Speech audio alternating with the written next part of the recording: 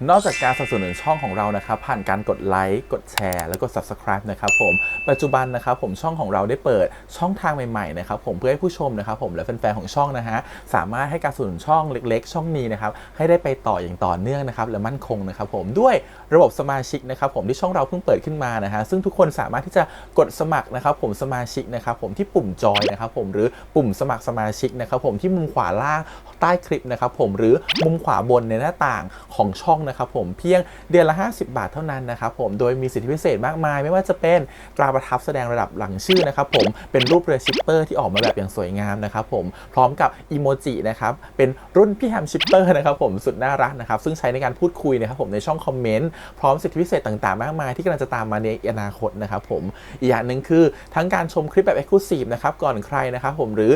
โอกาสที่จะได้ทำกิจกรรมต่างๆร่วมกันในอนาคตนะครับผมก็สำหรับสมาชิกเท่านั้นนะครับผมที่เก็บสิทธิ์นี้เอาไว้ให้กับทุกๆท่านนะครับแต่หากระบบสมาชิกยังไม่หนำใจนะครับผมเรายังมีช่องทางอื่นให้สนับสนุนกันนะครับผมไม่ว่าจะเป็นระบบซุปเปอร์แตงนะครับผมซึ่งหากผู้ชมเนี่ยเจอสัญลักษณ์นะครับรูปหัวใจนะครับผมที่มีดอลลาร์ไซน์นะครับผมหรือสัญลักษณ์รูปเงินดอลลาร์อยู่เนี่ยข้างใต้คลิปใดคลิปหนึ่งเนี่ยสามารถที่จะคลิกนะครับผมเพื่อโดเนทนะครับผมแทนคำขอบคุณนะฮะเพื่อเป็นการสนับสนุนช่องได้นะครับหรือจะเป็นการโดเนทนะครับผ่านบัญชีธนาคารนะครับผมซึ่งได้ใส่รายละเอียดเอาไว้แล้วนะครับข้างใต้คลิปนี้นะครับผมเอาไว้ที่คำบรรยายใต้คลิปนอกจากนั้นนะครับผมเรายังได้เปิด Line Open Chat นะครับซึ่งชื่อว่า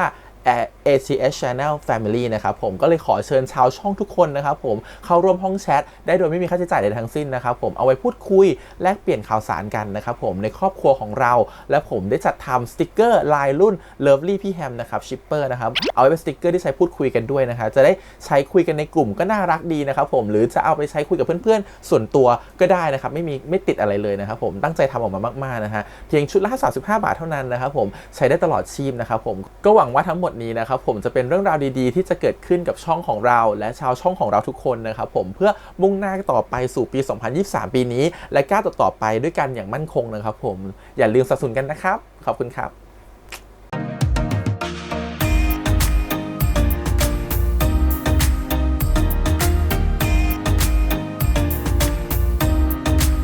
สวัสดีครับยินดีต้อนรับเข้าสู่ช่อง ATS Channel นะครับกับพบกันอีกครั้งการ reaction ครับผมวันนี้อยู่กับพี่แฮมนะครับกับการ react series เรื่องแค่ที่แกงหรือ Only Boo the Series นะครับผม EP ที่ 9 แล้วนะครับผมเข้าสู่4 ตอนสุดท้ายนะครับผมเรียกว่าองค์สุดท้ายแล้วกันนะเรื่องราวก็ move นะครับผมจากต่างจังหวัดตอนนี้เข้ามาอยู่ในกรุงเทพแล้วเรื่องราวจะเป็นยังไงนะครับผมระหว่างหมูกับแกงนะครับผมว่าแกงมาเรียนในกรุงเทพมหาลัยเดียวกับหมูเนาะแล้วหมูก็กำลังสานฝันการที่จะเป็นศิลปินนักร้องหายที่แกงเองก็ต้องตั้งใจเรียนหนังสือนะครับผมชีวิตคู่ของเขาจะเป็นยังไงกับจุดเริ่มต้นของการเรียนปี 1ในวัยใกล้ๆกันในช่วงเวลาเดียวกันดูซิว่าเรื่องราวมันจะเป็นยังไงจะมีดราม่าอะไรอื่นอีกไหมจะมีการที่ห้ามคบกับแฟนไหมเนื่องจากว่าพอจะเป็นศิลปินก็ห้ามมีแฟนถูกปะไปดูกันต่อดีกว่ากับ EP นี้นะครับผมแต่ก่อนอื่นเลยขอบคุณก่อนทาง CMTV ที่อนุญาตทำเรีแอคชั่นได้นะครับไปดูกันเลยครับผมกับแค่ที่แกงครับ Only Boo EP ที่ 9 ครับไปเลยพี่อยากให้ทีมของพยศออดิชั่นอีกรอบพี่เห็นอะไรบางอย่างในตัวพวกนาย3 คนจริงเหรอยอดเขาเอเวอเรสต์ของหมูอยู่ตรงหน้าแล้วนะไปถึงยอดเขานะเว้ยผมเพิ่งแต่งเพลงนี้เสร็จเมื่อคืนนะพี่แกงผมอยากให้พี่ได้ฟังคนแรกขอบคุณที่แต่งเพลงให้พี่นะหมูมาแล้วพี่แกงเก่งมากผมไม่รู้จะเขียนอะไรวะที่แบบสุดหล่อกับหมูเหรอผมขอของขวัญมาเรียนจบหน่อยได้ไหมไม่ขอก็กะจะให้แล้ว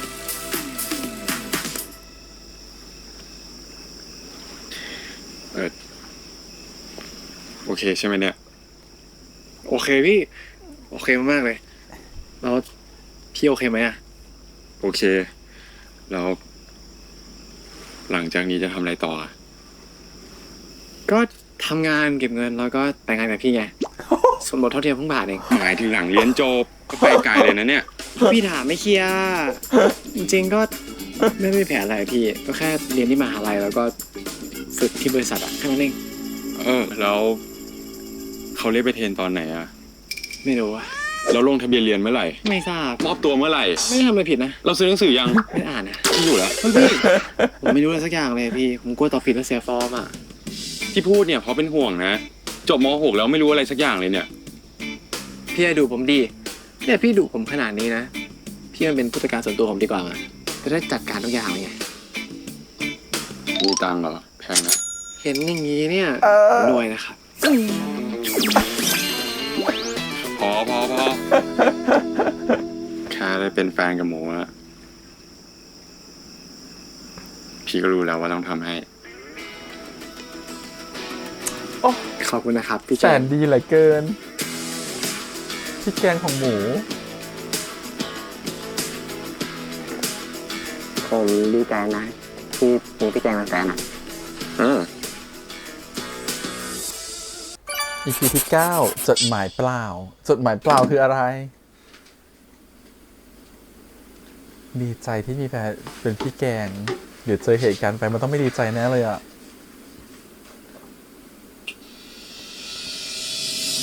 เฮ้ยไอยศมึงเล่นเลยเนี่ย ติดนิสัยขี้ยามกับกูเหรอ เล่นงี้กูใจหายหมด กูไม่ได้พูดเล่นว่ะกูพูดจริง ตั้งแต่เมื่อไหร่วะ ไม่รู้ว่ะนานแล้วอ่ะกูไม่รู้ว่ามอต้นหรือมอปลายอ่ะแต่กูรู้ตัวอีกทีกูก็ชอบมึงไปแล้วอ่ะ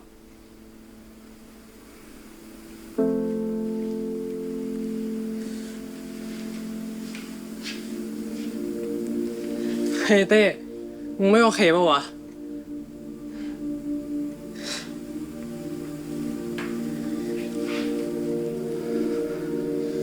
กูไม่รู้ว่าตอนนี้โอเคหรือไม่โอเคครับแต่กูช็อกว่ะมึงเป็นเพื่อนกู แต่มึงมองกูมากกว่าเพื่อนอะกูยอมรับว่ามันไปไม่ถูกว่ะ กลับไปนอนคิดก่อนปะ เต้มึงใจเย็นกันนะเว้ยมึงฟังกูก่อนนะแค่อยากบอกมึงอะ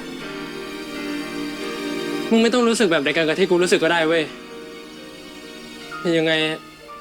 กูอยากมีมึงอยู่ด้วยทั้งชีวิตอะ ไม่มีทางแล้ว เราเป็นเพื่อนกันเหมือนเดิมได้ปะวะ ไม่ได้แล้ว เต้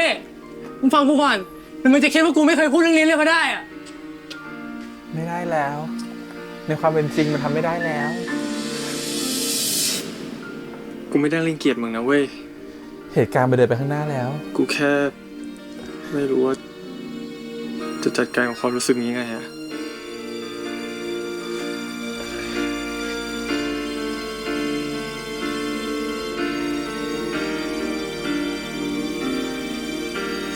ไม่น่าเลยเช่ยศขอโทษมันดีปะวะเฮ้ยเต้มึงยุ่งอยู่หรือเปล่าวะ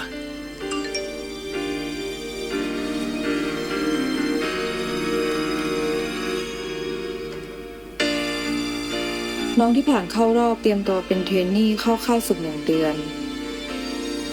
เรื่องเมื่อกี้ น้องที่ผ่านเข้ารอบเตรียมตัวเป็นเทรนนี่เข้าค่ายฝึก1 เดือน อันนี้เสียงของซิริหรือ ChatGPT เหรอจ๊ะ เสียงนิ่งมาก พี่เล่นครับกุญแจห้องครับ หมู พี่ว่าจริงๆตอนมาของไม่ได้เยอะขนาดนี้ปะ เอาฝากไว้ที่นี่ก็ได้นะ แล้วก็เอาของที่สำคัญไปก็พออะ ไอเดียพี่นี่ดีมากเลยอ่ะ พี่แกงผมนี่สำคัญสำหรับพี่ปะงั้นเอาผมลงกล่องหน่อยสิ เนทลงไปหน่อยดิ ค่ะ กูนี่อยากโดนอุ้มบ้างเนาะ หวานกันมาก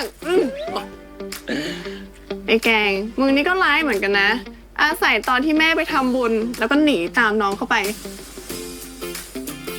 หมู แล้วแม่มารับกี่โมงอะ เอาผมไม่ได้บอกพี่หรอว่าวันนี้แม่ผมไม่ได้มารับอะ เอ้าแล้วใครมารับ พี่ชน นี่ไงเฮียโชนเฮียเขาเป็นลูกพี่ลูกน้องผมเอง ตายแล้ว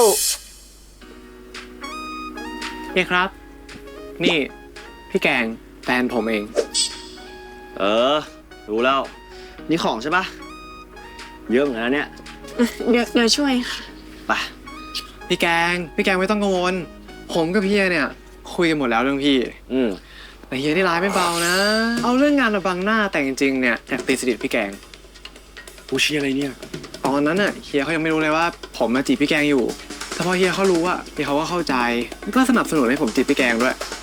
พี่น้องอ่ะเขาไม่ทะเลาะกันเรื่องแบบนี้หรอกเนาะ เออ ก็ไม่แน่ จะกลับแม่มึงอะ พูดมากอยู่นั่นแหละ กลับ แกงไม่ต้องคิดมากนะ สิ่งที่แกงกำลังกังวลอยู่ตอนเนี้ย มันจะไม่เกิดขึ้นแน่นอน พี่กับหมูเนี่ยเราคุยกันแล้ว ไปมึงอะไปดีกว่า โอเคอ่ะพี่แสนดีไปเรียบร้อยแล้ว ออกจากพระปฐมมาเจอพารากอนมา สวัสดีจ้า แม่เป็นโนด้วยเหรอ โอ้ยแม่ใครน่ารักจังเลย พอได้ดั่งใจแล้วก็อ้อนใหญ่เลยนะเรา ขอบใจมากนะจ๊ะโชนที่ไปรับมาให้เนี่ย สบายมากครับ แล้ว สวัสดี ใค ครั ร บ นะ แกงใช่ไหมจ๊ะ ครับผม พี่แกเขามี3 หน้าที่นะ เป็นทั้งผู้จัดการส่วนตัว เป็นทั้งเชฟส่วนตัว แล้วก็ยังเป็นแฟนหมูอีก ไม่ค่อยออกนอกหน้าเลยนะเราเนี่ย แม่เคยเห็นเขาเล่าไม่ต้องมาอวดหรอก เห็นที่ไหนอะแม่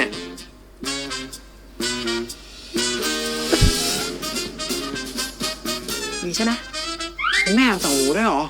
แม่หายไปเนี่ย ไม่ได้หมายความว่าไม่ได้สนใจลูกนะจ๊ะ นี่แล้วมาอยู่เนี่ย อย่าเหลวไหลนะ เข้ามหาวิทยาลัยแล้วเนี่ยก็ต้องรักษาเกรดให้ดีด้วย ไม่ใช่เพื่อจะทำตัวเป็นศิลปินอย่างเดียวแล้วก็ไม่เรียน อนาคตแข้งขาหักมาเต้นไม่ได้จะได้ทำมาหากินอย่างอื่น ถูกต้องคุณแม่บอกพูดถูก แต่ว่าแม่ไม่ต้องห่วงเรื่องนั้นเลยนะ ผมเนี่ยมีพี่แกงคอยจัดการทุกอย่างให้อยู่แล้ว ทุกอย่างเป๊ะหมดเลยแม่ จ้ะ ให้มันได้อย่างที่ป่าพูดนะ อ่ะ เดี๋ยวแม่ไปก่อนละ แม่มีงานต้องคุย เดี๋ยวผมไปส่งคำนัดเรา แล้วเจอกันนะ บ๊ายบายแม่เลยครับ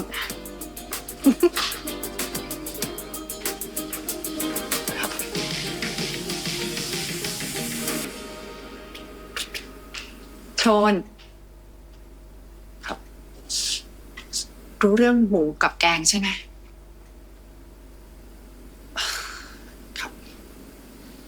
เพิ่งรู้วันนี้เหมือนกันครับว่าเขาเป็นแฟนกันแล้วอะ ก่อนหน้าเนี้ย หมูเข้ามาบอกกับน้านะ เรื่องมีความรัก แล้วก็ทำตัวดีขึ้นด้วย แต่ก็นะ คืนนี้น้าอยากให้โชนไปคุยกับหมูให้หน่อย หมูไม่ค่อยฟังน้าหรอกน่าจะฟังโชนมากกว่า ครับ ว่าแต่เรื่องอะไรเหรอครับ คุณนั่นดิพี่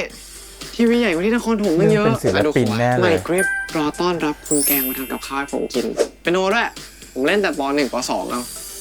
เดี๋ยวไว้ว่างๆเนี่ย ผมเล่นให้พี่ฟัง นี่พี่เตียงคิงไซส์นุ่มสุดเลยอ่ะแล้วก็อะไรดี ไม่เอา นายพี่แกง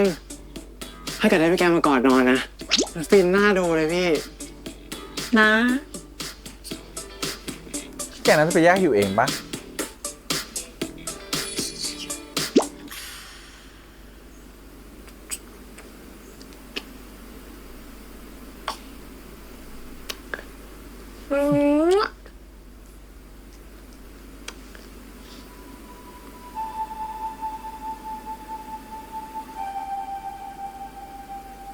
เอาแล้วว่า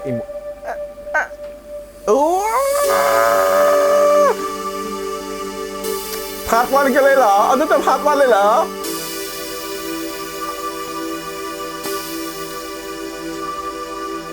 ไม่รอให้ใครแม็กหน่อยเลยเหรอ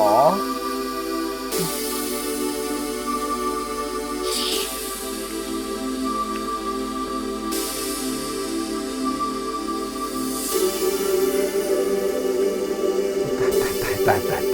าย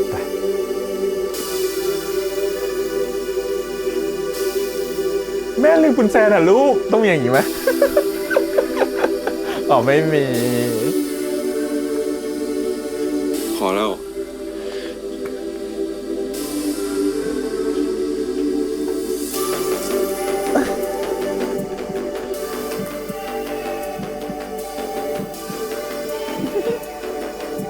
เป็นหมูเค็มไปละ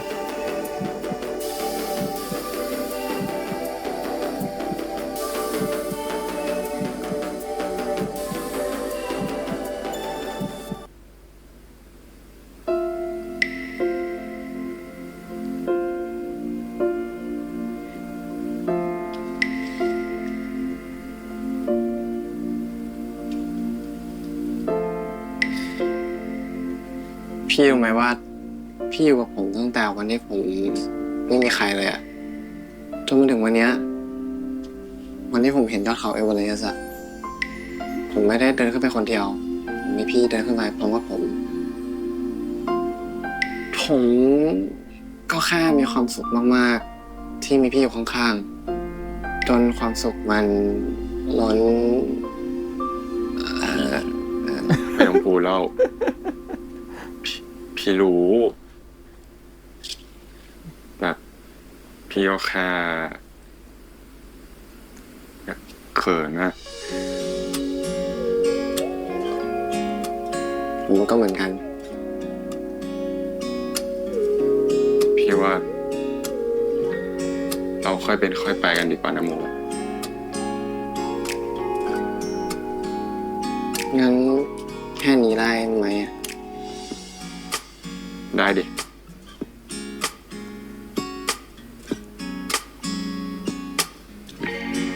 อุ๊ย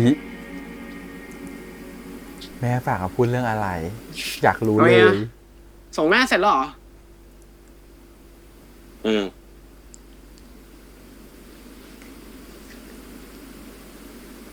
หมูเฮียขอคุยด้วยหน่อยดิ งั้นเดี๋ยวผมขอตัวก่อนนะครับ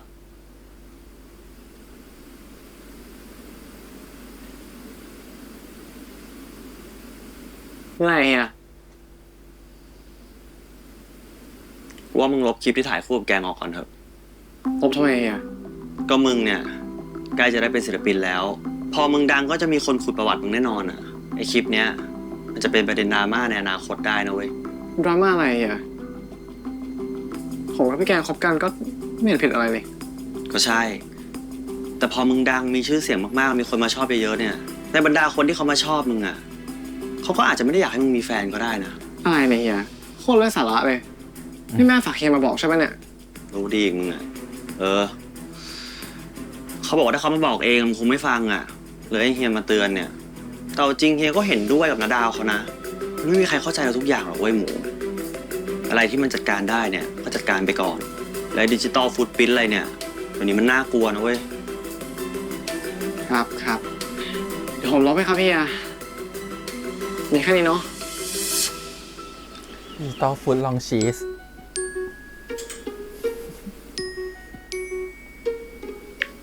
โทษทีนะเว้ยที่ไม่ได้ชวนมานอนคอนโดก่อนนะพวกมึงเข้าใจนะว่ากูยังอยู่กับพี่แกงอ่ะ กูเข้าใจ พรุ่งนี้เจอกันเพื่อน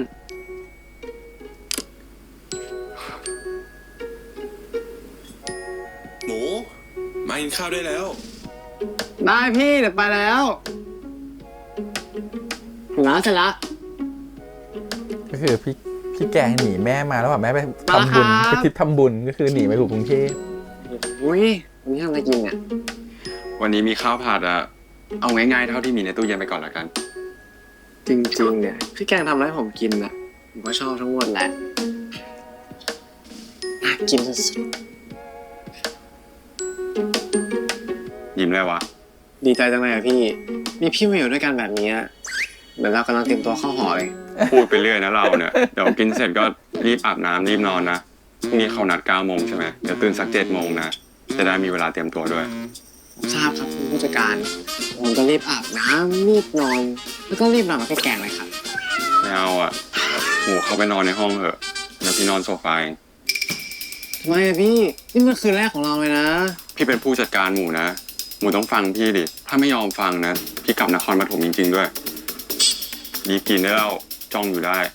ประตูห้องผมไม่ล็อกนะ พูดมาก โอ้ยแพรวพราวจริงๆเด็กคนนี้ พี่แกง ยังไม่นอนอีกเหรอ พยายามนอนแล้วอะพี่แต่ว่านอนไม่หลับอะไม่มีคนกอดนอนอีกพี่ดูเรื่องอะไรอยู่อะ The Way Home ดูด้วยนะ หมู ครับ เอาดีๆนะ ดูงี้ไม่ถนัดเลยอะเปลี่ยนท่าได้ไหมเนี่ยหมูมันหนักกินผมแล้วเนี่ย ดูได้ไหม ม อย่างนี้ละถนัดแล้ว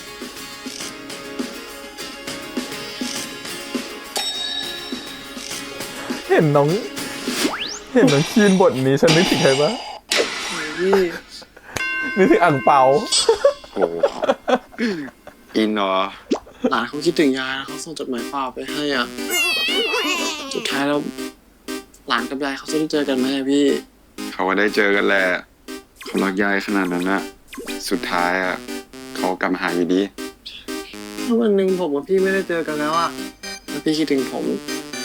พี่ส่งจดหมายเปล่ามาให้ผมได้ไหมอ่ะ พี่ไม่ต้องเขียนอะไรมาเลยก็ได้ ผมจะได้รู้ตอนเปิดอ่านว่าพี่เป็นคนส่งมา ก็แค่หนังเองจะอินอะไรขนาดเนี้ยดึกแล้วไปนอนไป อยากนอนตรงนี้อ่ะพี่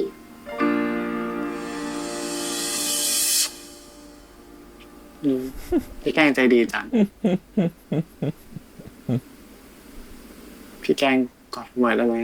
สรุปก็ได้กอดจริงๆจ้ะ ใจดีกว่านี้อีก ฉันไม่ยอมง่ายๆหรอก ได้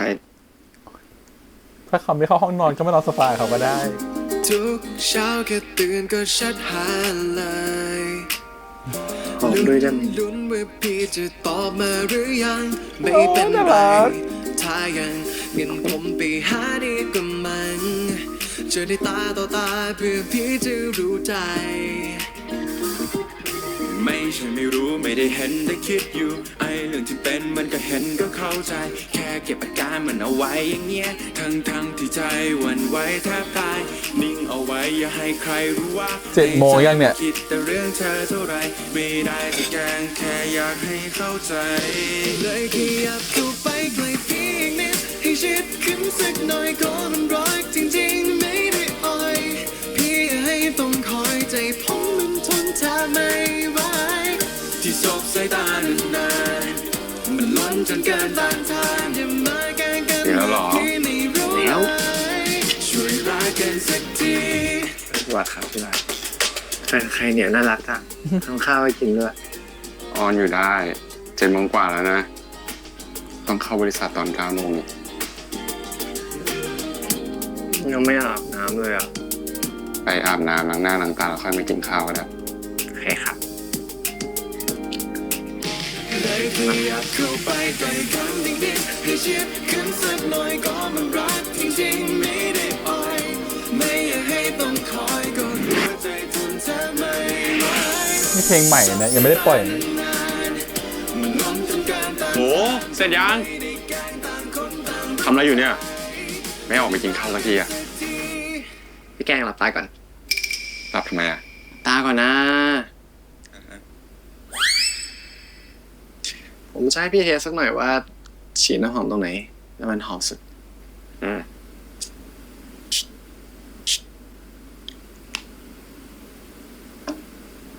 อันนี้จุดที่ 1นะ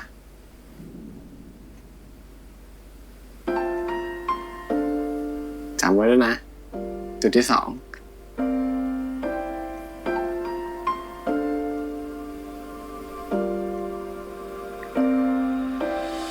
อันนี้จุดที่ 3 ลีลาเยอะอะอีเด็กคนนี้ เตรียมตาแล้ว เก็บเอาไปใช้บ้างได้หลายอย่า จุ ง ดไหน นะ หอมสุดครับ มันก็หอมหมดแหละ งั้น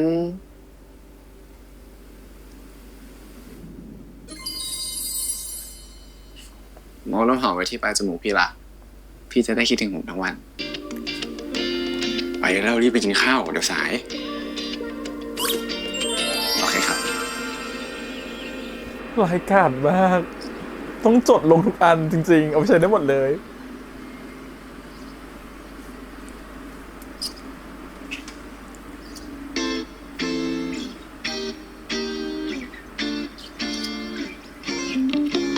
กูมาคิดดูแล้วอะกูพยายามมาตั้งเท่าไหร่อะเพื่อที่จะทำตามความฝันอะกูทิ้งมันไม่ลงว่ะ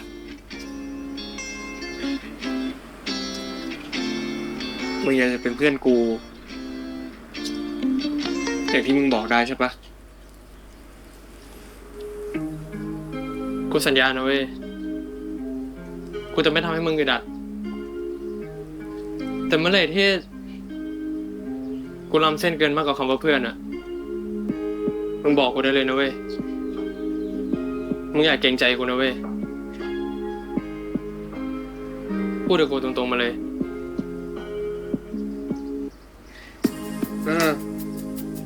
เป็นเพื่อนกันเนาะ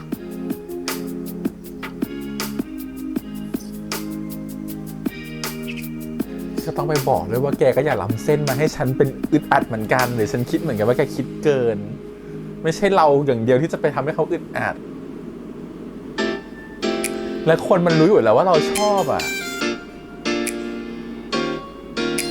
มันก็ต้องอึดอัดแบบง่ายขึ้นไปอีกอ่ะไม่เคยสำเร็จกับความสัมพันธ์แบบนี้เลย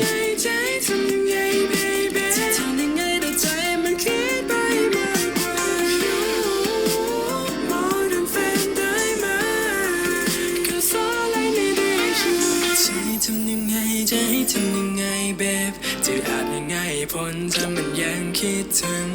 ใจทำยังไงจะให้ทำยังไงไปให้ทำยังไงก็ใจมันคิดไปมากกว่า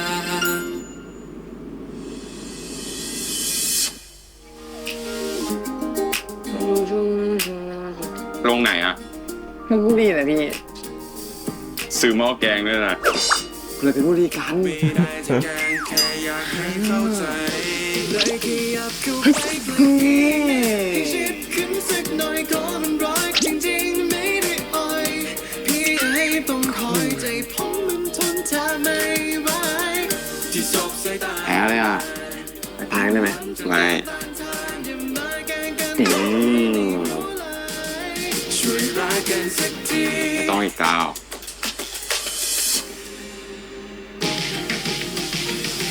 ไอ้ครับเนี่ยหลอกจับมือกันเหรอครับ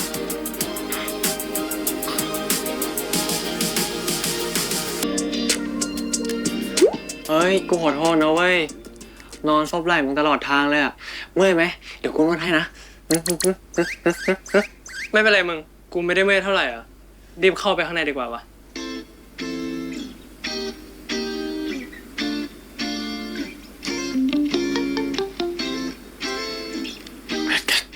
เพื่อนกันเท่านั้น เราอะมันเป็นเพื่อนเขาได้หรือเปล่าเถอะ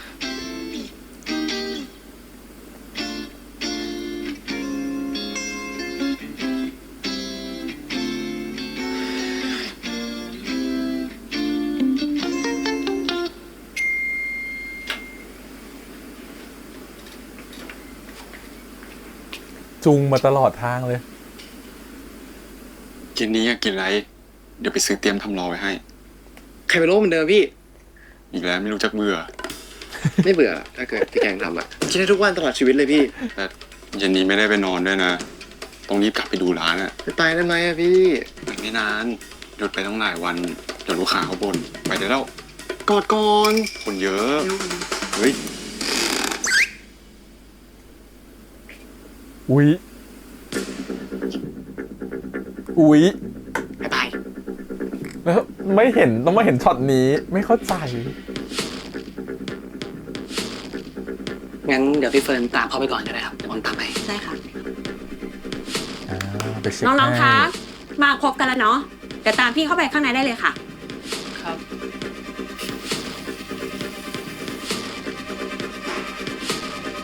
เพื่อนหมูเหรอ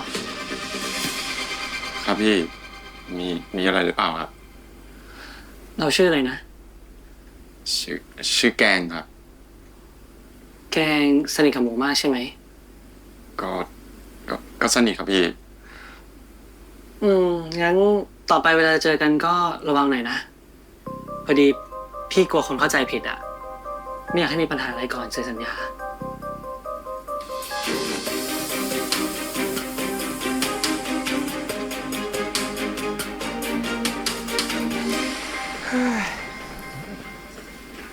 อันนี้เป็นเรื่องปกติมากเลยอะ นวดต้องนั่งตรงนี้ปะไม่อะต้องนั่งตรงนี้ละ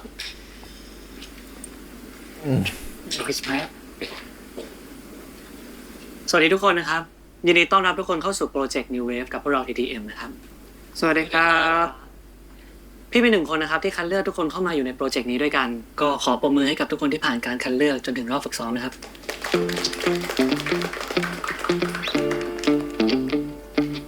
10 คนที่นั่งอยู่ตรงนี้ไม่มีใครรู้นะว่าจะได้เดบิวต์กันกี่คน เพราะงั้นพยายามให้เต็มที่นะครับ เดี๋ยวฝากพี่เฟิร์นแนะนำกิจกรรมต่อไปได้เลยครับ ได้ค่ะ พี่ชื่อพี่เฟิร์นนะคะ เป็นโปรดิวเซอร์คุมโปรเจกต์ New Wave ในครั้งนี้ แล้ววันนี้เป็น first test การร้องการเต้นของน้องทุกคนค่ะ เพื่อตัดเกรด เราจะได้รู้กันว่าแต่ละคนจะต้องพัฒนาในจุดไหนเพิ่มเติมเนาะ แล้วในทุกๆอาทิตย์จะมีการทดสอบ มีคะแนนให้เห็นเป็นชาร์ตเปอร์เซ็นต์ค่ะ ขออนุญาตนะครับ เรานับคะแนนจากไหนแล้วครับ คณะกรรมการหรือว่าคนดู เราจะมีคะแนนจากโซเชียลมีเดีย 30% และคณะกรรมการอีก 70% ค่ะ จะไม่มีเรื่องของเส้นสายเข้ามาเกี่ยวใช่ไหมครับ อ๋อ เห็นว่าเป็นลูก คะแนนของเราเปิดเป็นเรียลไทม์โชว์ให้ทุกคนเห็นพร้อมกันค่ะ มีคำถามอะไรอีกไหมคะ ถ้าไม่มีใครสงสัยอะไรแล้ว พี่ขออธิบายเพิ่มเติมนะคะ กิจกรรมของเราในวันนี้ มึงรู้จักคนฝั่งตรงข้ามไหม พาร์ทร้อง พ่อมึงตลอดเลย พาร์ทเต้นแล้วก็การ ไม่รู้อ่ะกูเห็นละน้องกูหลายรอบด้วย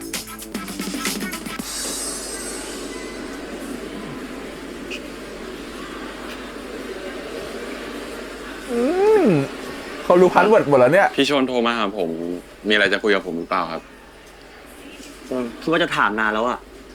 ไอ้กระเป๋าแกงนี่มันเขียนว่าอะไรหรอ อ๋อ คือไอหมูมันทำให้ครับ ผมก็ไม่รู้เหมือนกัน พี่ต้องลองไปถามมันดูอะครับ ไอ้หมูนี่มันก็คลั่งรักดีเหมือนกันเนาะ มีทำกระเป๋าให้ด้วย แต่ความคลั่งรักเนี่ย มันก็ไม่ได้ดีเสมอไปนะ พี่จะมาคุยกับเราเรื่องนี้แหละ ไอหมูมันทำไมล่ะครับ คือนาดาวเขาฝากมาเตือนอะเรื่องที่หมูชอบลงโซเชียลกับแกงอะคืออีกหน่อยพอมันดังขึ้นใช่ไหม อะไรที่มันอยู่ในโซเชียลเนี่ย มันก็จะมีคนผุดขึ้นมาก็ได้ ไม่ว่าเวลามันจะผ่านไปนานแค่ไหนเนี่ย มันก็จะมีคนที่ไม่หวังดีอะขุดมันขึ้นมา พี่รู้สึกว่ามันอาจจะไม่ได้ดีกับหลายๆฝ่าย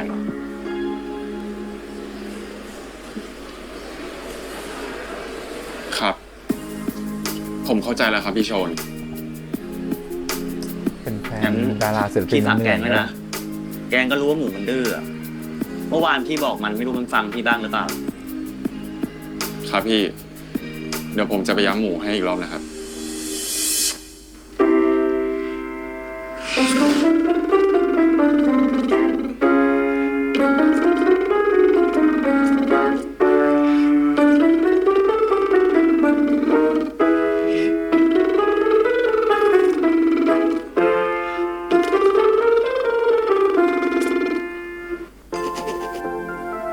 เลยเหรอ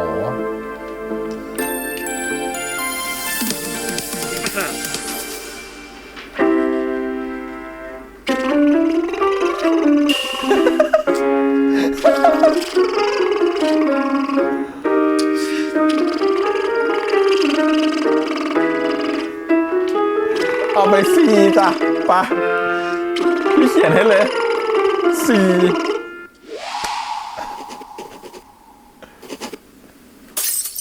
เราวอร์มเสร็จแล้วเดี๋ยวต่อไปเราจะลองเดินโฟกัสเหมือนที่เล่าให้ฟัง หาจุดโฟกัส1จุดแล้วก็เดินไปที่จุดนั้นได้เลยค่ะไป go ฉันว่า I think ค่ะ ระดับสายตานะ โอเคดี หมูต้องชนะเลิศ and 1 2 3 4 and 5 and 6 like 7 8พร้อมกันนะครับทุกคนเพิ่มความแข็งแรงเข้ามานะครับ5 6 7 8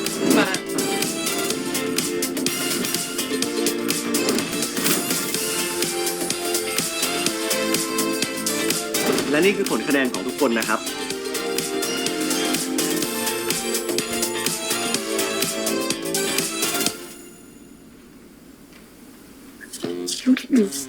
เสร็จแล้วโปรเต้ต่ำอีกแล้ว เท่าไหร่อ่ะเมื่อไหร่นะเว้ยเจ๊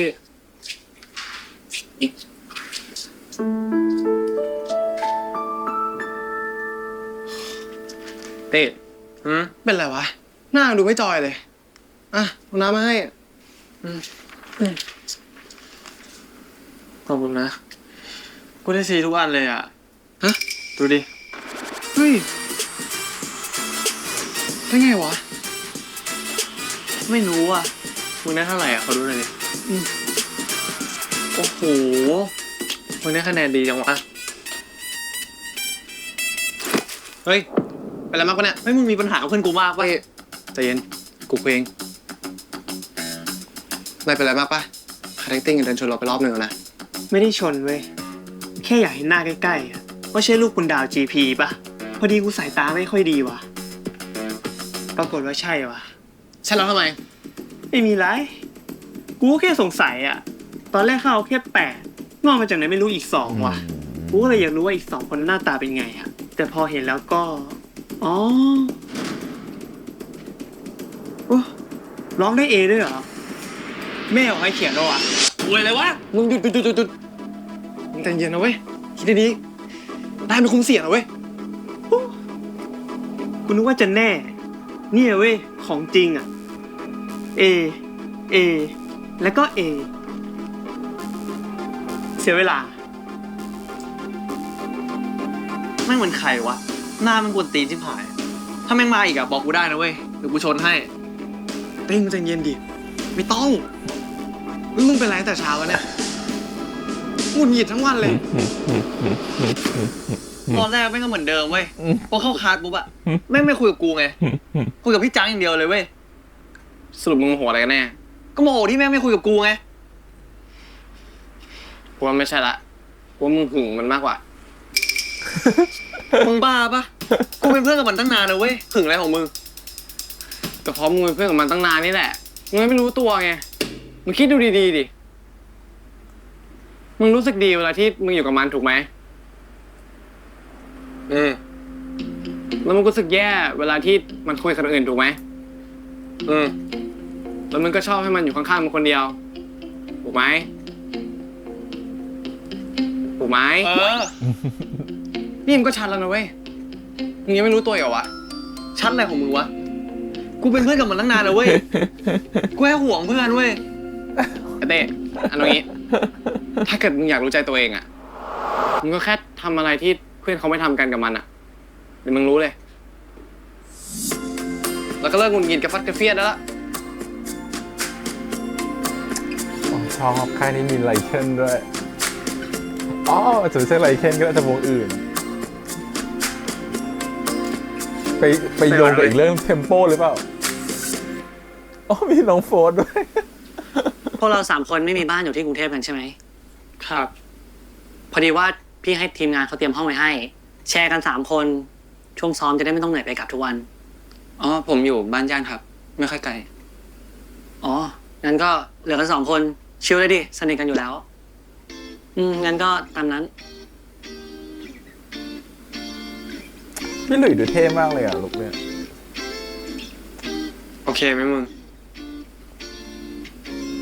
โอเค ไปเถอะมึง โอเคไหมตีนะ โอเค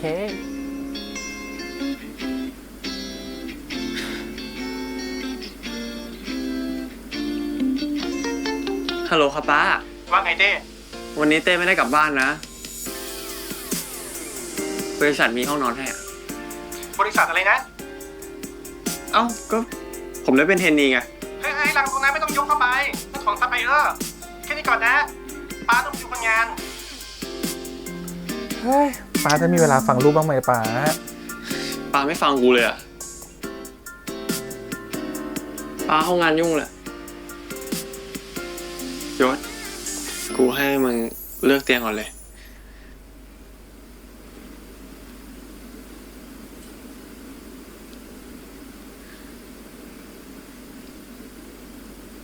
ก็นอนข้างบนแล้วกัน เฮ้ย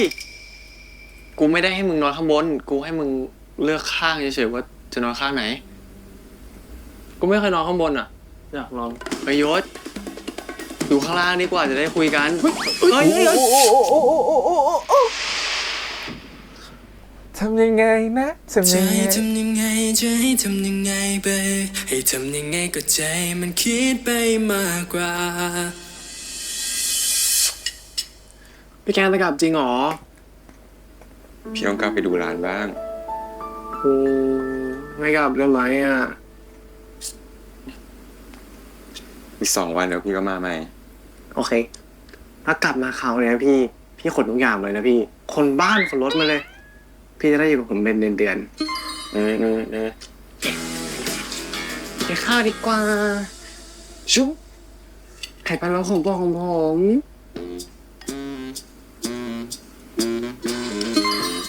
อร่อยมากเลย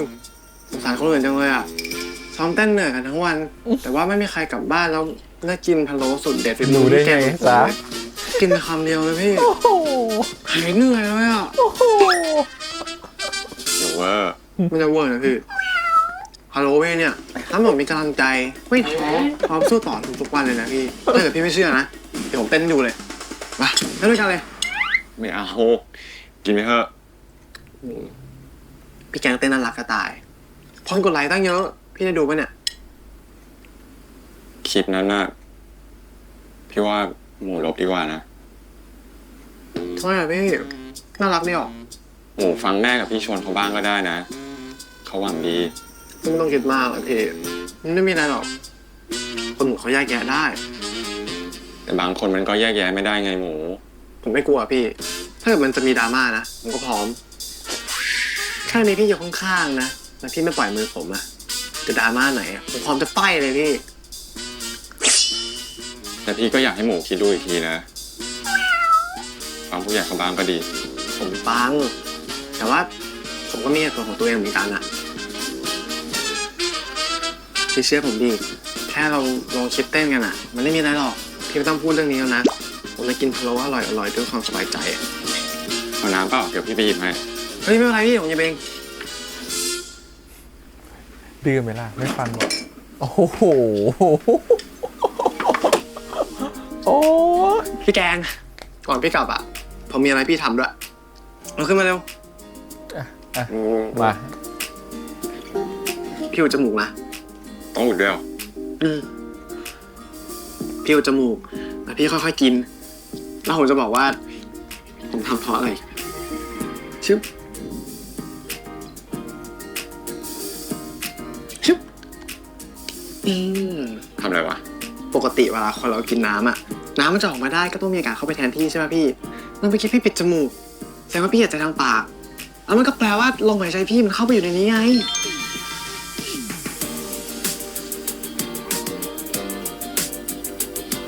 สู่ทางอ้อมของจริงนี้เหรอ สดชื่นจัง ถึงแม้ว่าพี่ไม่อยู่อะแต่ว่าลมหายใจพี่อยู่ในตัวผมละถือซะว่าเป็นน้ำชาผสมลมหายใจสำหรับคุณก็คือช่วยลดความคิดถึงที่ผมมีให้พี่ โอ้ยตายลูกค้า โอ้ยที่รัก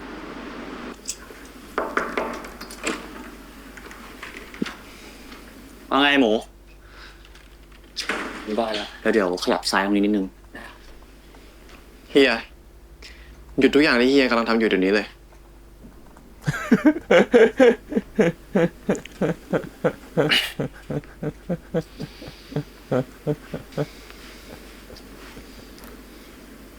มีอะไร เฮียไปบอกพี่แกงทำไมอะเรื่องลบคลิปอะเฮียรู้ไหมว่าพี่แกงเขาคิดมากนะ นี่หมู คนอื่นเขาก็คิดมากกันหมดนั่นแหละ มึงอะไม่คิดอะไรเลย จะคิดอะไรอะเฮียจะกลัวอะไรกันนักหนาอะ กูกับนาดาวเนี่ย ไม่อยากให้มึงมีปัญหาทีหลังนะเว้ย สิ่งที่มึงกำลังทำอยู่เนี่ยมันจะพังความฝันมึง เข้าใจไหม แต่ผมว่าเฮียกับแม่คิดกันไปเองนะเฮียลองคิดในมุมมึงดีถ้าเกิดหมูโกหกเขาไม่มีแฟนแล้ววันหนึ่งมีคนจับได้ขึ้นมาเฮียมันจะแย่กว่านี้อีกนะมันไม่ซื่อสัตย์ทั้งคนอื่น ไม่ซื่อสัตย์กับแฟนเรากับทุกๆอย่างเลยนะเฮีย นี่หมู ไม่มีใครเขาบอกให้มึงโกหกนะเว้ย มึงอย่าเข้าใจผิด แค่มึงไม่เป่าประกาศเหมือนที่มึงทำอยู่ทุกวันนี้ก็พอแล้ว มันก็เหมือนกันนั่นแหละ ไม่พูดถึงไม่ยอมรับ มันก็คือการโกหกอะไรเฮียเพราะที่หมูลงคลิปไปอ่ะมันไม่ใช่การเป่าประกาศด้วยซ้ำหมูลงเพราะหมูอยากลงคลิปลงมาน่ารักดีเราก็รักกันดีด้วย แค่นั้นเอง โอเค กูก็ไม่รู้จะพูดยังไงกับมึงแล้วอะเอาเป็นว่าที่กูทำอะเพราะกูเป็นห่วง มึงอย่าเข้าใจผิด โอเคไหม เพราะฉะนั้น มึงแค่ไม่ต้องเป่าประกาศ ถือไว้เฮียขอ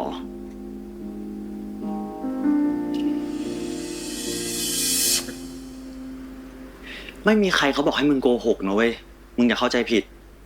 แค่มึงไม่เป่าประกาศเหมือนที่มึงทำอยู่ทุกวันนี้ก็พอแล้ว เปล่าประกาศเหรอเฮีย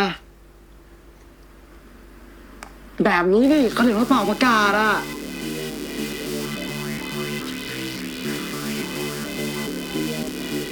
กลับมาแล้วเหรอจ๊ะว่าไงเมื่อคืนแรก ไม่ฟัง เล่ามา ยิ่ง สิ ไปชดเข้าไปอีก ไม่มีอะไรอย่างที่มึงคิดหรอก มึงกลับไปนอนเถอะ ไปไปไปไป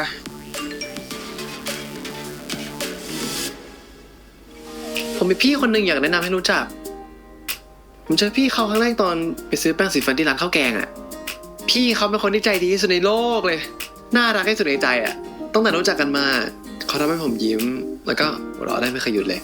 เขาเป็นคนพิเศษ เขาคือแค่ที่แกงของผมเอง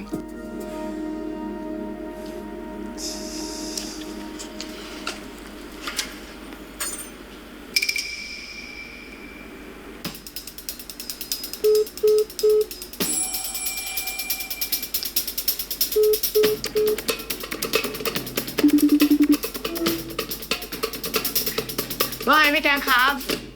ตัดสายทำไมหมู ใจเย็นก่อนนะครับพี่แกงถึงขั้นโทรมาเนี่ย ชอบใช่ปะ ก็บอกให้ลบคลิปไง จะลงทำไม ก็ผมอยากประกาศความภาคภูมิใจให้โลกรู้ว่าพี่แกงเป็นแฟนผมอะชอบไหมอะพี่ ตอบให้ผมชื่นใจหน่อยได้ไหมอะแต่ถ้าเกิดพี่ไม่กล้าตอบในโทรศัพท์อะพี่ก็มาหาผมแล้วก็มาบอกข้างหูผมเลยก็ได้ผมคิดถึงพี่อะอยากเจอพี่แกงมากเลยอะนะ พี่แกนจะจัดการกับเด็กคนนี้ยังไงจ๊ะ พี่แกงฟังนะ ฟังนะครับคุณกรุงเทพผมรักพี่แกงได้ยินไหมผมรักพี่แกง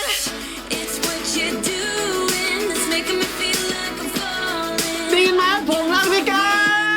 งผมรักพี่แกง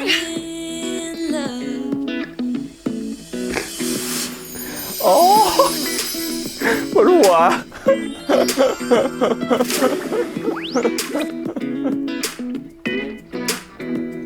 กว่าจะได้เป็นศิลปินอ่ะ มันก็ต้องมีอุปสรรคปะวะ ห้ามมีสัมพันธ์ลึกซึ้งในขณะอยู่ภายใต้สัญญานี้โดยเคร่งครัด แต่ผมจะผ่านไปให้ได้ เพราะผมมีพี่แกงอยู่ อีกนิดเดียวอ่ะ ก็จะถึงยอดเขาเอเวอเรสต์ของหมูแล้วนะ แฟนใครเนี่ยน่ารักบ้างไหม แฟนหมูไง แฟนหมูแค่คนเดียวอ่ะ เราจะผ่านเรื่องนี้ไปด้วยกันนะพี่แกง เรื่องของผมมาไปได้ดี แต่เรื่องของเพื่อนผมมาดี มีแฟนแล้วเหรอ เปล่าพี่ ผมจะได้เดบิวต์หรือเปล่าอ่ะ มาเอาตัวช่วยผมด้วยนะ อ่ะโอเคเจ้าแกงมันข้างรักเนาะนี่แบบว่าถ้าจะจดไม่ทันเลยเนี่ยว่ามุกอะไรบ้างเนี่ยต้องเก็บไปใช้ให้หมดเลยนะมันน่ารักทั้งหมดเลยอะไรอย่างเงี้ยอ่ะ EP นี้จริงๆน่ารักนะเราพูดพยศกับโปเต้ก่อนดีกว่าเนาะแล้วเราเก็บเรื่องประเด็นสำคัญประเด็นใหญ่ไว้เดี๋ยวให้มาถกเถียงกันโปเต้กับพยศนะครับผมตัวโปเต้กับพยศเนี่ยเหมือนที่ตัวของหมูบอกเลยว่ามันหึงตัวโปเต้อะแต่เขาไม่รู้ตัวแล้วพอทยศบอกความจริงไปแล้วว่ารู้สึกดีด้วยเนาะตัวโปเต้ก็แค่รู้สึกแบบมันไม่ใช่ว่ะมันเป็นเพื่อนกันมาก่อนมันไม่ใช่ความรู้สึกของความรักมันเหมือนปฏิเสธตัวเองอยู่ในฐานะคนนอกอาจจะดูออกว่าโอเคเขารักกันแต่คนในหรือตัวเขาเองอ่ะยังปฏิเสธตัวเองอยู่เพราะฉะนั้นมันจะไม่เกิดอะไรขึ้นเลยถ้าเขายังปฏิเสธตัวเองอยู่แบบนี้นะความสัมพันธ์มันก็จะเดินต่อไปไม่ได้ถามว่าความสัมพันธ์แบบนี้มันยากไหมยากนะครับผมเพราะว่าถ้าสมมติว่าคนนึงที่เป็นเพื่อนกันสนิทกันมาแต่อีกคนนึงเขาไม่ได้คิดเหมือนที่เราคิดอยู่ฝั่งเดียวอ่ะแล้วเราพูดออกไปแล้วอ่ะไม่มีทางเหมือนเดิมเลยนะฮะน้อยมากจริงๆคือความรู้สึกคืออันนี้เป็นเคสนึงที่เหมือนกับว่าเหมือนกับเราอาจจะเป็นแบบเป็นเพื่อนกับแฟนเก่าได้อย่างเงี้ยพอจะเป็นไปได้แต่ถ้าสมมติว่าเป็นเพื่อนกับคนที่บอกชอบเนี่ยยากมากแบบยากมากๆยิ่งเป็นเพื่อนสนิทแล้วอ่ะต้องเป็นเพื่อนสนิทที่แบบสนิทอ่ะ ถึงสนิทมากก็ยากอยู่ดีเพราะอะไรเพราะว่าสิ่งที่เคยเจอกับตัวมาและอีกหลายๆคนที่เจอมาที่เห็นมานะฮะส่วนใหญ่มันเหลือมันไม่กี่เปอร์เซ็นต์หรอกครับที่มันจะรอดมาได้เพราะอะไรเพราะว่าเราเวลาเราบอกรักใครสักคนหนึ่งออกไปแล้วอะครับผมความรู้สึกของเราอะมันอาจจะกดไปได้นะว่าฉันจะทำแค่นี้ฉันจะไม่ล้ำเส้นเธออีกแล้วฉันยอมเป็นเพื่อนเธอต่อไปถ้ากรณีที่เขาไม่รักเราตอบนะฉันจะเป็นแค่เพื่อนเธอต่อไปฉันจะบอกกับตัวเองว่าฉันจะไม่ล้ำเส้นฉันจะเป็นเพื่อนเธอแค่นี้ไป1 2 3 4ทำได้แค่นี้แต่คนที่เขารับสารไปอ่ะเขาอาจจะไม่อยากจะรับสารนี้ก็ได้ถ้าสมโปเต้เขาไม่รู้สึกชอบขึ้นมาคือพอรู้ว่าเพื่อนตัวเองชอบอ่ะแม้ตัวโปเต้จะเดินออกมาบอกว่าพยศไม่เป็นไรหลังจากนี้ขอเป็นเพื่อนกันเหมือนเดิมนะถ้าล้ำเส้นพยศบอกว่าเดี๋ยวให้โปเต้พูดมาได้เลยว่าล้ำเส้นถูกปะแต่พอในความเป็นจริงอ่ะมันบอกไม่ได้หรอกครับว่าอะไรล้ำเส้นอะไรไม่ล้ำเส้นมันบอกไม่ได้ว่าความรู้สึกตัวนี้เป็นยังไงและความไม่สบายใจนั้นบางทีมันก็ไม่สามารถที่จะพูดออกไปได้ตรงๆแล้วเวลาเราบอกความรู้สึกดีไปแล้วฝั่งนั้นเขาไม่ต้องการอ่ะหรือเขาไม่อยากรับอ่ะถึงให้สนิทกันแค่ไหนอ่ะความอึดอัดมันจะเกิดง่ายขึ้นมากๆเช่นสมมุติว่าเดิมเคยกอดกันได้เคยจับมือดีใจกันได้วันนี้คำว่ากอดกันได้จับมือดีใจกันได้มันทำได้อีกไหมในเมื่ออีกฝ่ายหนึ่งบอกไปแล้วว่าชอบคำนี้สิ่งนี้การกระทำแบบนี้เรียกว่าเพื่อนหรือเปล่าอีกฝั่งหนึ่งที่เป็นคนรับสารเนี่ยมันจะคิดมากแล้วนะครับว่าแบบเอ้ยไม่ได้ว่ะเขาบอกชอบเรามาก่อนนี่ว่ะอยู่ดีจะมาจับมือก่อนเขามันไม่ได้แล้วต้องห่างเขาแล้วหรือต้องบอกเขาว่าเอ้ยแบบนี้มันไม่โอเคมันเกินเพื่อนคือมันต้องแยกระดับไหนถูกปะมันยิ่งมันแยกยากเท่าไหร่มันยิ่งทำให้คนสับสนในการจะแยกมากเท่านั้นแล้วมันทำให้โดยอัตโนมัติคือคนทั้งสองคนจะพยายามจะดีดออกจากกันเองโดยอัตโนมัติแล้วเคยเห็นไหมล่ะว่าส่วนใหญ่เป็นแบบเนี้ยส่วนใหญ่ก็จะเริ่มคุยกันไม่คุยกันแล้วออกไปคนละทางเองเพราะว่าอะไรเพราะว่าสุดท้ายแล้วว่าฝั่งที่พูดออกไปว่ารักอ่ะไม่ได้รับการตอบสนองก็กลัวแล้วว่าฉันทำอะไรได้บ้างไม่ได้บ้างฉันไม่อยากทำอะไรที่มันเกินมากกว่านี้ฉันก็จะสงวนท่าทียิ่งคุณสงวนท่าทีเมื่อไหร่คุณยิ่งไม่เป็นเพื่อนเท่านั้นเลยทำไมถึงพูดแบบนั้นเพราะว่าเวลาคนเป็นเพื่อนมันทำอะไรกันไม่ได้คิดเลยถูกป่ะทำนู่นก็ทำนี่ก็ทำไม่ได้มานั่งคิดนู่นคิดนี่แต่พอมันคิดแล้วว่าทำไปก็ไม่ได้ทำนั่นก็ไม่ทำนี่ก็ไม่ได้มันจะเริ่มคิดทุกอย่างเลยวันนั้นก็ไม่ได้อันนี้ก็ไม่ได้อย่างนั้นทำไม่ได้นะอันนี้ทำไม่ได้นะมันจะเริ่มไม่กล้าทำอะไรเลยแล้วมันจะเอาตัวเองออกมาขณะเดียวกันในคนที่เป็นฝั่งที่ของการที่มารับบอกว่าเขามาบอกชอบเ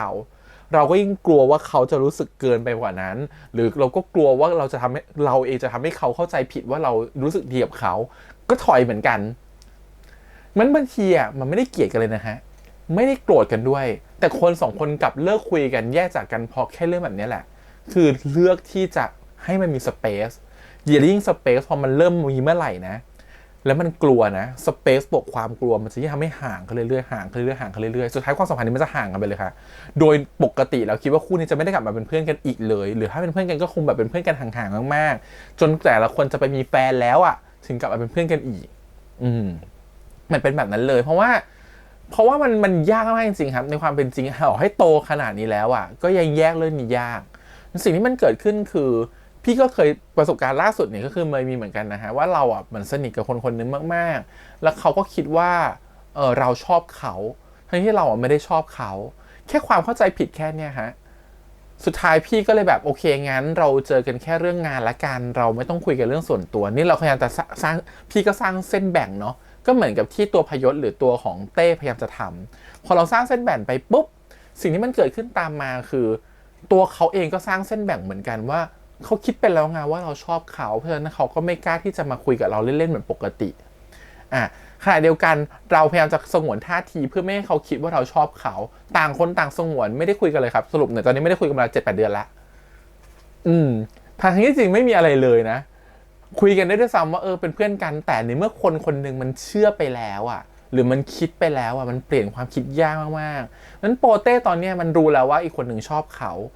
ขณะเดียวกันพยศก็ได้พูดไปแล้วพยายามจะคีปความรู้สึกตัวเองว่าไม่อยากจะสูญเสียคนนี้ไป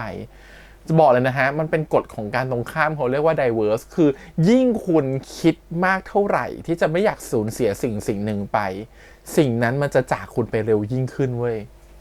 เพราะฉะนั้นแหละยิ่งคุณรู้สึกว่าฉันจะไม่อยากสูญเสียความเป็นเพื่อนไปความเป็นเพื่อนเนี่ยจะเริ่มหายอย่าง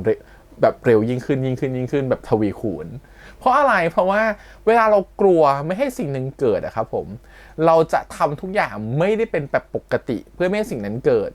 เช่นสมมุติว่าเรากลัวว่าถ้าเราทำแบบนี้ลงไปแล้วจะทำให้สมมุติว่า เอายกตัวอย่างง่ายสุดแล้วกันนะครับผมถ้าสมมติว่าเราเหมือนกับแบบเรากลัวว่าถ้าสมมติเราเป็นแผลแล้วอยู่ดีเรากลัวว่าแผลจะติดเชื้อเราจะพยายามไม่โดนน้ำเราพยายามจะหลีกจากโดนน้ำถูกป่ะเราพยายามจะทำทุกอย่างไม่ให้โดนน้ำเลยเราจะเป็นแพนิครูปแบบหนึ่งโดยการที่ไอ้นั่นก็ไม่ได้ไอ้นี่ก็โดนไม่ได้ไอ้นั่นก็ไม่โดนไม่ได้แล้วเราจะเป็นกังวลจนกว่าแผลนั้นน่ะจะหายสนิทเพราะฉะนั้นน่ะสิ่งที่มันเกิดขึ้นคือเมื่อเขาพยายามจะบอกว่าฉันจะไม่ให้เป็นแฟนไม่ให้เขารู้สึกว่าเป็นแฟนกันไม่รู้สึกว่าเป็นคนที่ชอบกันหรือรักกันฉันจะต้องทำให้เป็นเพื่อนที่ดีที่สุดยิ่งคุณกลัวมากเท่าไหร่ยิ่งคุณกังวลมากเท่าไหร่คุณจะยิ่งพะวงแล้วคุณจะโฟกัสแต่เรื่องนั้นเป็นพิเศษคุณจะกลัวทุกอย่างที่จะมากระทบกับแผลเรางั้นคุณก็จะกังวลทุกอย่างพอมันยิ่งกังวลมันยิ่งแพนิคพอมันยิ่งแพนิคมันยิ่งทำให้รู้สึกว่ามันไม่กล้าทำอะไรเลยเหมือนที่บอกไปกลับไปตอนแรกคือเพราะฉะนั้นมันทำให้ความสัมพันธ์มันยิ่งแตกออกจากกันโดยที่ไม่รู้ตัวมันยิ่งกลัวอะไรยิ่งทำให้สิ่งนั้นเกิดขึ้นโดยที่ไม่รู้ตัวนะครับผมเพราะฉะนั้นก็ระวังตรงนี้ไว้ด้วยยังคิดว่าคู่เนี่ยปัญหาเกิดแล้วแน่นอน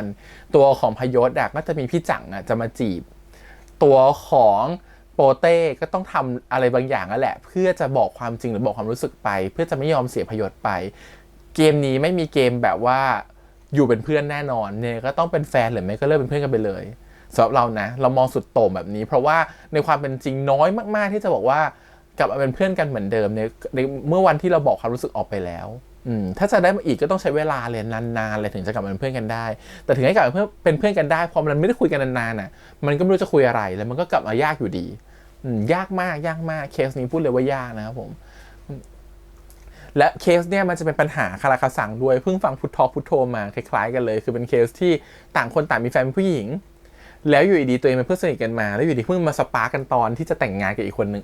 กับตัวเองจบช่วงที่ตัวเองจะวางแผนจะแต่งงานกับผู้หญิงแล้วอะแต่มาสปาร์กกับเพื่อนสนิทแล้วมีอะไรกันและกลายเป็นว่ารู้สึกชอบเพื่อนสนิทมากกว่าชอบแฟนเราด้วยซ้ำกลายเป็นว่าชอบแฟนด้วยเหตุผลว่าเขาเป็นคู่ของเราต้องแต่งงานกันต้องมีคู่ครอง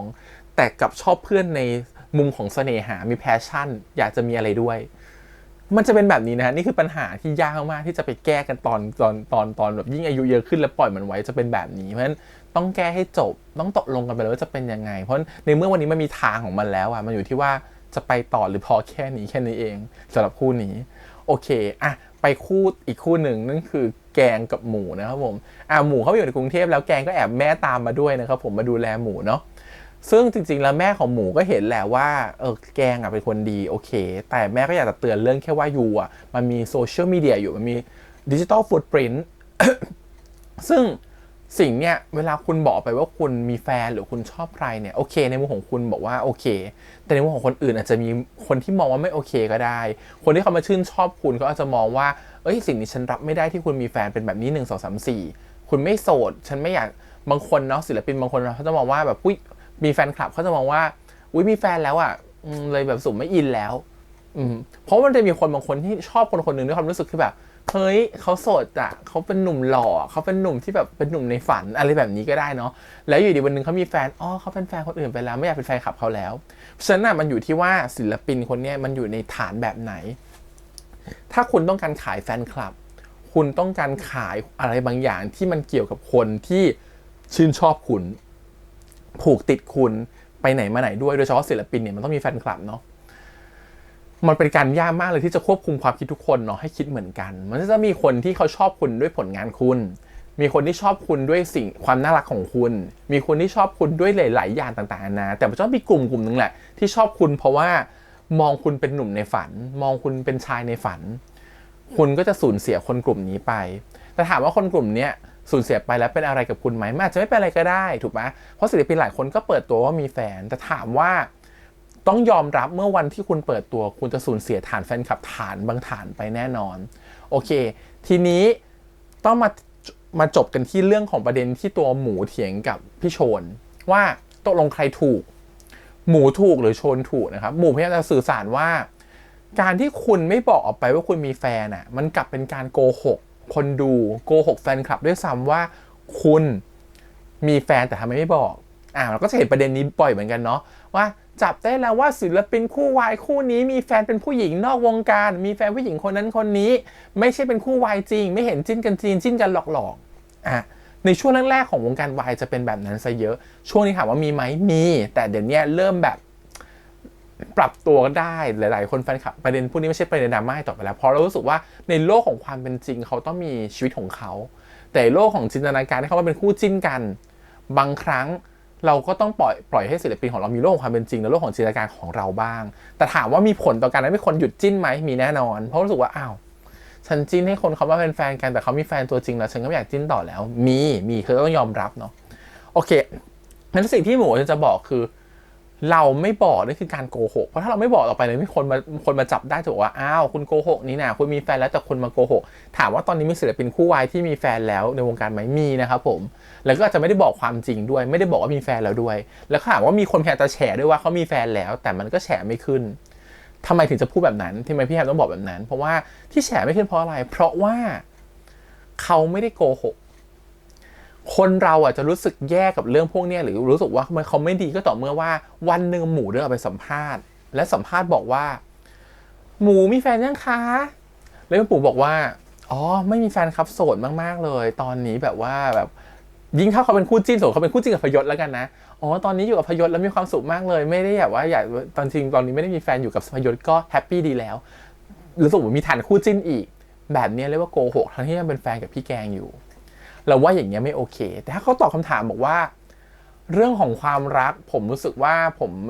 เรื่องของความรักผมรู้สึกว่ายังไม่ถึงเวลาที่จะต้องบอกหรือไม่บอกนะครับผมขอเป็นเรื่องส่วนตัวหรือว่า ถึงถ้าผมมีแฟนจริงๆผมก็อาจจะไม่ได้บอกตรงๆหรอกครับว่ามีหรือไม่มีขอให้รู้ไว้แล้วเป็นเรื่องส่วนตัวละกันเหมือนที่ศิลปินบางคนใช้วิธีการนี้แบบตอบออกไปนะแล้วว่าแบบนี้เคลียร์มากๆเพราะว่ามันคือกึ่งของการยอมรับแต่ไม่ได้บอกว่าสิ่งเนี้ยฉันมีหรือไม่มีแต่มันคือการที่บอกว่านี่คือเรื่องส่วนตัว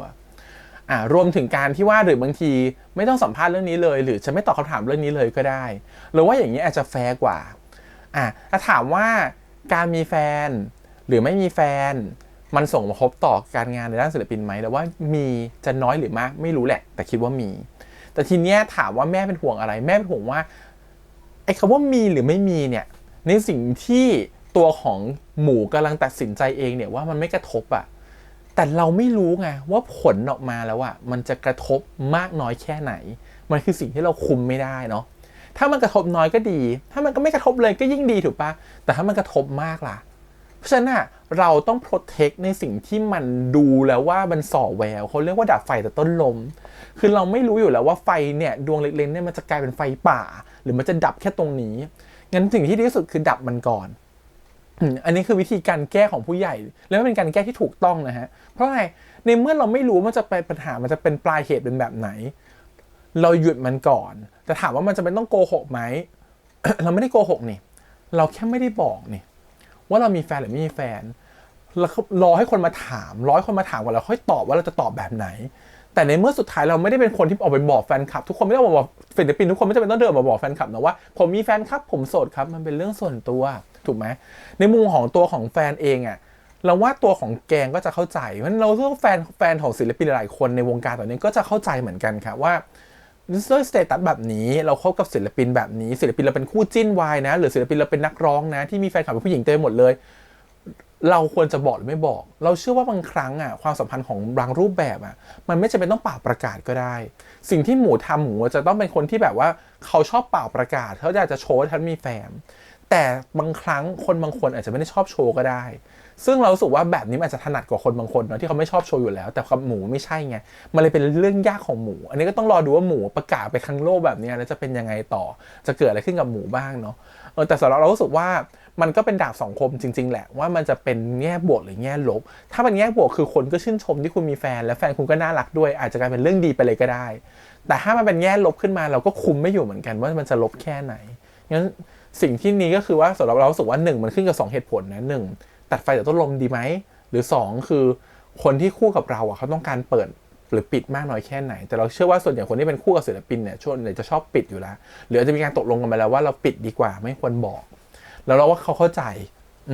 แล้วรู้สึกว่าแต่ละคนตอนนี้โหจริงๆบางคนเก็บเงียบและเก่งด้วยซ้ำอะไรอย่างเงี้ยกว่าจะรู้กันอีกทีนี่คือแบบอาจจะแบบออกวงการไปแล้วถึงจะบอกว่าจะมีแฟนมาตั้งแต่ตอนอยู่ในวงการก็ได้ทีนี้สิ่งที่อยากจะให้เปรียบเทียบคืออะไรอันนี้คือเรื่องของหมูและเรื่องของแม่แต่สิ่งที่สำคัญกว่าคือตัวอย่างใน EP หน้าคือสัญญา ในสัญญามีการเซ็นกันระบุเลยบอกว่าห้ามเด็กในสังกัดมีแฟนหรือคบกับใครหรือเปิดเผยเรื่องส่วนตัวหรือเปิดเผยว่าตัวเองมีความสัมพันธ์กับคนอื่นหรือพยายามจะหลีกหนีความสัมพันธ์บลาบลาบลาอยู่ในสัญญาเลยทีนี้มันไม่เหมือนเดิมแล้วถ้ามันอยู่ในสัญญาสิ่งเนี้ยหมู่ควรพึงปฏิบัติแม่บอกให้คีปหรือป้องกันไว้ก่อนก็จริงแต่นั้นยังไม่อยู่ในสัญญาเนาะแต่วันที่คุณจะเซ็นสัญญาแล้วอ่ะมันอยู่ในสัญญาแล้วว่าการที่คุณทำผิดสัญญานั่นคือคุณไม่รับผิดชอบนะเพราะคุณต้องยอมรับคอนดิชันนี้หรือเงื่อนไขนี้ตั้งแต่แรกก่อนจะเซ็นสัญญาเนาะถ้าคุณรับไม่ได้คุณก็ไม่ควรเซ็นแต่ในเมื่ออยู่ในสัญญาแล้วคุณรับได้แล้วเท่ากับคุณตกลงแล้วว่าจะทำตามสัญญานี้งั้นคุณก็ไม่ควรจะมีแฟนหรือมีความสัมพันธ์แบบที่เปิดเผยเหมือนที่ตามที่สัญญานั้นบอกอันนี้คือสำคัญนะครับเพราะว่าอะไรทำไมบริษัทต้องเขียนออกมาถ้าสมมติมันเกิดความเสียหายขึ้นมาสิ่งที่แม่หมูกลัวมันจะเกิดขึ้นนั่นคือว่ามันไม่ใช่แค่กระทบต่อหมูแล้วคนจะเกลียดหมูแต่สิ่งที่แม่หมูกลัวก็คือว่าถ้ามันทำให้ผิดสัญญาขึ้นมามีทำให้บริษัทเสียหายทำให้คนอื่นเดือดร้อนทำให้มีค่าปรับมีค่าเสียหายอันนี้จะลำบากกว่าตัวลูกมากกว่าเพราะอะไรสิ่งที่แม่รู้สึกว่าสำหรับเราเข้าใจแม่นะเพราะว่าวงการเนี่ยมันไม่ได้อยู่ด้วยตัวหมูคนเดียวนะฮะมันมีคนที่อยู่ในวงการนี้อีกเพียบเลยมันมีคนที่เกี่ยวเนื่องอีกเพียบเลยและเมื่อเราเป็นศิลปินในสังกัดที่มีอยู่ในค่ายหนึ่งและค่ายหนึ่งก็มีพนักงานเต็มหมดเลยซึ่งเขาก็ต้องดูแลผลประโยชน์ของพนักงานเนาะทุกคนต้องมีเงินเดือนทุกคนต้องแบบว่าหาเงินนักร้องคือคนที่ไปหาเงินมาดูแลทั้งบริษัทเนาะแต่วันที่คุณทำให้ตัวเองเสียชื่อเสียงแล้วกลายว่าวงมันไม่สักเซสเขาลงทุนไปหลาย10 ล้านเพื่อทำให้วงนี้สักเซสแต่เพราะคุณมีแฟนแล้วมันทำให้เป็นเราไม่รู้ผลมันจะเกิดเป็นบวกหรือลบแต่ถ้าผลมันเป็นลบคือทำให้วงนี้ไม่สักเซสขึ้นมาบอยแบนด์นี้ไม่สักเซสขึ้นมาแล้วบริษัทเจ๊งบริษัทเหมือนเสียเงินไปเยอะมากพนักงานไม่มีงานเพราะว่าต้องหยุดโปรเจกต์ไปหรือโปรเจกต์มันไปต่อไม่ได้เราว่านั่นคือความเสียหายของบริษัทที่บริษัทอาจจะรับไม่ได้แล้วสิ่งมันเกิดจากการที่แค่คุณหรือศิลปินไม่ทำตามสัญญาแล้วคิดน้อยไปนิดนึงทำไมถึงต้องบอกแบบนี้มันเคยเกิดขึ้นมาแล้วฮะประกาศตัวมีแฟนอยู่ดีๆก็ต้องโดนยกเลิกเนาะสปอนเซอร์นู่นนี่นั่นพอยกเลิกไปเสร็จเกิดอะไรขึ้นบริษัทเสียหายสิครับต้องเรียกโดนค่าปรับหรือว่าอะไรก็ว่าไปถูกปะเพราะฉะนั้นมันมีอยู่ที่ว่าข้อดีข้อเสียเราไม่รู้แต่ถ้ามีข้อเสียขึ้นมาแล้วมันก็ไม่เกิดความเสียหายต่อบุคคลอื่นเราก็ไม่ควรให้ลูกเราเป็นส่วนหนึ่งของปัจจัยหรือต้นเหตุนั้นถูกปะเราว่านั่นคือสิ่งที่แม่พยายามจะโปรเทคเราไม่รู้แต่หมูเหมือนกับไม่ได้มองเรื่องนี้เลยมองแต่เรื่องของความรู้สึกนะครับผมเขาผิดไหมเขาไม่ได้ผิดเลยแต่เขามองถึงความจริงใจของแฟนต่อเขาต่อแฟนคลับด้วยหรือต่อคนอื่นด้วยแต่เขาอาจจะไม่ได้มองภาพที่มันใหญ่มากพอว่าสังคมเนี่ยมันไม่ได้รันแค่เรื่องของความรู้สึกอย่างเดียวแต่มันยังรันด้วยบิสเนสด้วยมันยังมีเรื่องธุรกิจมาเกี่ยวข้องด้วยเพราะฉะนั้นมันไม่ใช่มองแค่จุดเดียวแต่มันต้องมองทุกๆจุดและคอนเนคกันเราว่าอันนี้คือสิ่งสำคัญงั้น EP นี้อยากจะพูดประมาณนี้ส่วนเรื่องนี้เราว่าน่ารักนะเราว่าน้องๆเล่นเก่งอยากจะชมคีนิดนึงว่าน้องคีเนี่ยเล่นเก่งนะแล้วรู้สึกว่าเขามีความแบบ movement lively น่ารักมากๆเลยดูเขาแล้วนึกถึงใครเลยว่านึกถึงอั่งเปาคือรู้สึกว่ามีแบบเป็นเด็กที่มีทักษะอะไรบางอย่างเกี่ยวกับการแสดงเกี่ยวกับการแบบว่าทำให้รู้สึกว่าดูสดใสร่าเริงแล้วก็ทำให้รู้สึกแบบเขามีความน่ารักอะไรบางอย่างซึ่งมันดูแบบมองเขามันแบบหยุดมองเขาไม่ได้เอางี้ดีกว่ามีเสน่ห์พูดง่ายๆส่วนพี่ซีของเราเนี่ยก็มีเสน่ห์มากๆคือสุดหล่อเนาะเขาก็หล่อจริงๆแต่พอเขาเล่นเขาจะมีความเขินซึ่งเวลาเขาเขินของเขาหรือการแสดงของสายตาของเขามันทำให้รู้สึกว่ามันมีอะไรบางอย่างที่มันน่าสนใจแล้วมันน่ารักแล้วมันอยากจะรู้สึกว่าอยากจะดูเขาเล่นต่อเหมือนกันโดยเฉพาะเวลาเขาเล่นเขินหรือเล่นแบบว่าบทที่มันดูแบบที่ไม่ใช่จริงจังดูเขินๆดูอ้อนๆดูอ้อนรอนิดหรือจะเป็นเหมือนเลิฟซีนที่มันแบบโรแมนติกซีนอะไรอย่างเงี้ยรู้สึกว่าเขาเล่นได้ดีเนาะและสายตาเขาก็น่ารักด้วยเล่นได้ดีด้วยอะไรอย่างเงี้ยเพราะจริงๆเด็กๆหลายคนเนี่ยเล่นได้ดีมากเลยนะโอเคก็ถือว่าเป็นอีกเรื่องนึงครับที่ชอบนะครับผมประเด็นก็ดีมีอะไรอย่างที่ทำให้รู้สึกว่าเรามาพูดคุยกันได้เนาะรวมถึงตัวซีรีส์เองก็น่ารักมีคนหลายคนบอกว่าถอดสมองดูได้ค่ะเรื่องนี้น่ารักดีอะไรเงี้ยโอเคเข้าใจนะว่าถอดสมองดูได้แต่ดูกว่าจะมาเป็นฉากแบบเนี้ยมันผ่านความคิดมาเยอะเหมือนกันนะทำให้มันตลกแบบนี้เธอกว่าจะคิดมุกให้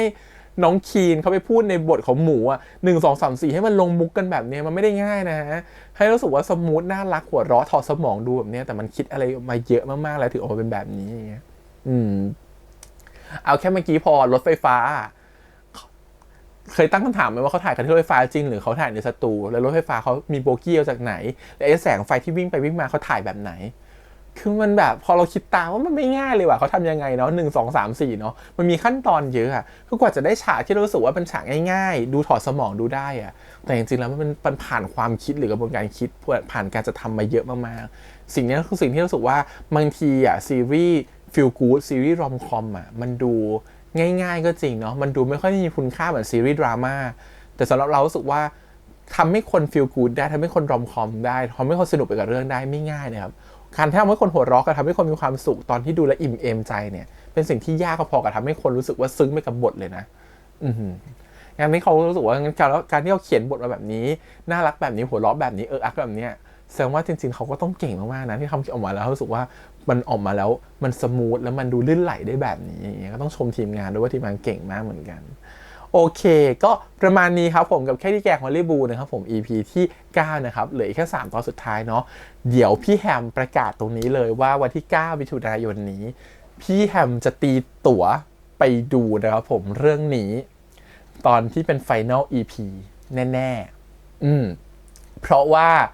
อยากสนับสนุนเรื่องนี้จริงๆบัตร 2,500 ปกติพี่แฮมจะไม่เคยตีตั๋วไปดู Final EP ของเรื่องไหนเลยมาก่อนหน้านี้นะขนาด